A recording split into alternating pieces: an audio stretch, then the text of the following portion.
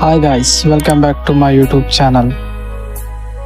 June 21ರಂದು Bigg Boss winner ಆದ ಗಿಲ್ಲಿ ನಟ ಅವರ ಹುಟ್ಟುಹಬ್ಬದ ಸಂಭ್ರಮಕ್ಕಾಗಿ ಗಿಲ್ಲಿ ಅವರ ಹೊಸ ಸಿನಿಮಾ ಟೈಟಲ್ ಆದ ಪಳಾರ್ ಮೂವಿಯ ಪೋಸ್ಟರ್ ಅನ್ನು ರಿಲೀಸ್ ಮಾಡಲಾಯಿತು.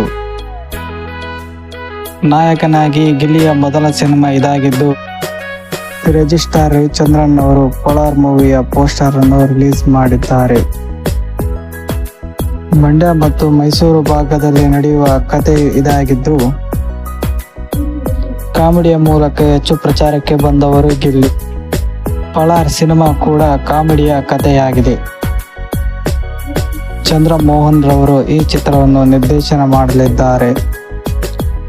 KVN ಸಂಸ್ಥೆಯು ಈ ಚಿತ್ರಕ್ಕೆ ಬೆಂಬಲವಾಗಿ ನಿಂತಿದೆ. ಇದೇ ಜೂನ್ 28ರಿಂದ ಚಿತ್ರೀಕರಣವನ್ನು ಪ್ರಾರಂಭಿಸಲು ಚಿತ್ರತಂಡ ಸಜ್ಜಾಗಿದೆ.